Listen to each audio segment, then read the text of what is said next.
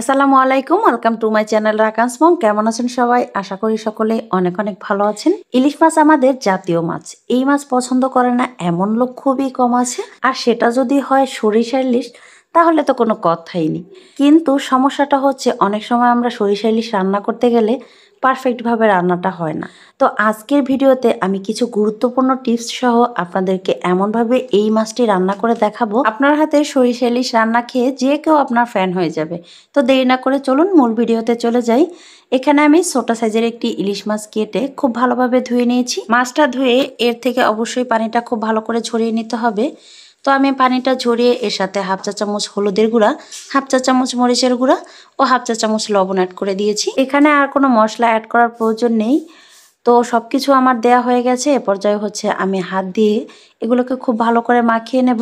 আপনারা চাইলে চামচ দিয়েও কাজটি করতে পারেন। তো আমি যে কোনো কাজে হাত দিয়ে করতে বেশি কমফোর্ট ফিল করি, মানে যে সব কাজ হাত দিয়ে করা সম্ভব আর কি। তো সব কিছু খুব ভালো করে মাখিয়ে আমি 10 মিনিট রেস্টে রেখে দেবো। ফিরে আসছি 10 মিনিট পর। তো এরপর আমি চলে গেলাম চুলায় একটা প্যান বসিয়ে দিয়েছি। দিয়ে দিলাম পরিমাণ মতো সয়াবিন তেল। তেলের পরিমাণটা অতিরিক্ত দেওয়ার প্রয়োজন নেই, যেহেতু ইলিশ মাছ, সুতরাং অবশ্যই এটার মধ্যে থেকে অনেকটা তেল বের হবে। তো এরপর তেলটা গরম হয়ে গেছে, আমি হচ্ছে মাছগুলোকে দিয়ে দিয়েছি। আমি মাছগুলো বেশিক্ষণ সময় ধরে ভাজবো না, জাস্ট একটু ভেজে নেব। এই মাছগুলোকে অতিরিক্ত ভাজার কোনো প্রয়োজন নেই, যেহেতু আমি এটা দিয়ে সরিষা ইলিশ রান্না করব। সো এই কারণে হচ্ছে মাছটা আমি একটু ভেজে নেব। মাছটা একটু ভেজে নিলে হয় কি, এই মাছটা রান্না করার সময় কোনো ভেঙে যাওয়ার চান্সই থাকে না। আর আপনারা চাইলে এটা হচ্ছে না ভেজেও রান্না করতে পারেন। তো এই মাছগুলো ভাজা হয়ে গেছে, এবার হচ্ছে এই মাছগুলোকে আমি তুলে রাখবো। আপনাদেরকে একটি কথা বলি, আজকের ভিডিওতে আমার যে ভয়েসটা আপনারা শুনছেন, হয়তো আপনাদের কাছে একটুও ভালো লাগবে না। কারণ হচ্ছে আমার যে মাইক্রোফোনটা দিয়ে আমি ভয়েস দেই সেটা হচ্ছে নষ্ট হয়ে গেছে। এই কারণে আমি নর্মালভাবেই মোবাইলে ভয়েসটা দিচ্ছি। তো মাছগুলো তুলে রাখার পরে যে তেলটা থাকবে সেটার মধ্যে হচ্ছে আমি পেঁয়াজ কুচি করে দিয়ে দিলাম। এখানে আমি বড় সাইজের 3টি পেঁয়াজ কুচি করে দিয়েছি। পেঁয়াজগুলোকে অনবরত নেড়ে চেড়ে আমি এগুলোকে লাল লাল করে ভেজে নেব। অবশ্যই কিন্তু আপনারা পেঁয়াজগুলোকে লাল লাল করে ভেজে নেবেন। এখানে আপনাদের একটি টিপস বলে রাখি, অনেক সময় আমরা রান্নার ক্ষেত্রে দেখা যায় যে পেঁয়াজ খুব ভালো করে ভাজি না। তো এই ক্ষেত্রে আপনারা যদি রান্নার ক্ষেত্রে যদি আপনারা পেঁয়াজটা খুব ভালো করে ভেজে নেন, অবশ্যই আপনার রান্নার স্বাদটা অনেক গুণ বেশি বেড়ে যাবে। তো এই পেঁয়াজটা ভাজা হয়ে গেছে, আমি এর সাথে কিছু পানি অ্যাড করে দিয়েছি, কারণ হচ্ছে পেঁয়াজটা যাতে পুড়ে না যায়। তো এই পর্যায়ে আমি এর সাথে হাফ চা চামচ আদা ও রসুন বাটা অ্যাড করে দিয়েছি, হাফ চা চামচ হলুদের গুঁড়া, 1 চা চামচ মরিচের গুঁড়া অ্যাড করে দিয়ে দিলাম আমি। তো এসব দিয়ে আমি এই মশলাগুলোকে আরেকটু ভালো করে কষানোর জন্য আরও কিছু পরিমাণ পানি অ্যাড করে মশলাগুলোকে আমি খুব ভালো করে কষিয়ে নেব। তো মশলাগুলো কষানো হয়ে গেছে, সেটা আপনারা নিশ্চয়ই দেখেই বুঝতে পারছেন। তো এই পর্যায়ে আমি এর সাথে অ্যাড করে দেব হচ্ছে সরিষা বাটা।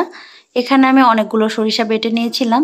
আমি সাদা সরিষাটা নিয়েছি, আপনারা চাইলে কালো যে সরিষাটা আছে সেটাও নিতে পারেন। তো এখানে আমি হাফ কাপ পরিমাণ সরিষা বাটা অ্যাড করে দিয়েছি। আমি এই সরিষাটা শিলপাটায় বেটে নিয়েছিলাম, আপনারা চাইলে এটাকে ব্লেন্ড করেও নিতে পারেন। এ পর্যায়ে আপনাদের সাথে আমি একটি টিপস শেয়ার করছি, সেটি হচ্ছে যখনই আপনারা সরিষা দিয়ে কোনো কিছু রান্না করবেন, যেমন সরিষা ইলিশ বা অন্য কোনো কিছু, সরিষাটা আপনারা সমস্ত মশলা কষানোর লাস্টের দিকে দেওয়ার চেষ্টা করবেন। কারণ হচ্ছে আপনারা যদি ফার্স্টের দিকে দেন তাহলে হচ্ছে এই সরিষাটা অনেকক্ষণ সময় ধরে কষানো হবে। তো এই ক্ষেত্রে এই সরিষার তরকারিটা একটু তিতা তিতা ভাব আসবে। তো আপনারা চেষ্টা করবেন লাস্টের দিকে সরিষাটা দেওয়ার। তো লাস্টের দিকে আমি সরিষাটা দিয়ে কিন্তু 2 মিনিটের মতো একটু কষিয়ে নিয়েছি। এটাকে পোড়া পোড়াভাবে কষানো যাবে না, চুলার হিটটা একদম লোতে রেখে এটাকে কষাতে হবে। তো এটা যখন কষানো হয়ে গেছে, আমি এর সাথে পানি অ্যাড করে দিয়েছি। ঝোলটা যখন বলক আসবে তখন হচ্ছে আমি মাছগুলোকে দিয়ে দেব। তো এবার এই মাছগুলোকে আমি দিয়ে দিচ্ছি, সাথে অ্যাড করে দেব হচ্ছে সামান্য পরিমাণে লবণ। লবণটা একটু কমিয়ে দিবেন, আপনারা পরবর্তীতে এটা টেস্ট করে নেবেন।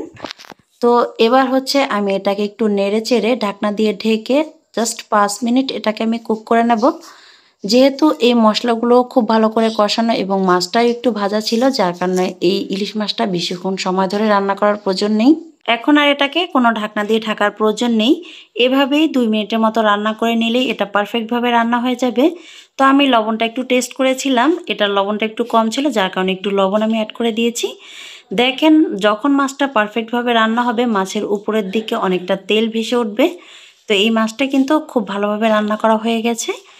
এটা নামানোর পরে এই তরকারিটা আরও অনেকটা বেশি ঘন হয়ে যাবে, যার কারণে হচ্ছে এটাকে একটু পাতলা পাতলা করেই রাখতে হবে।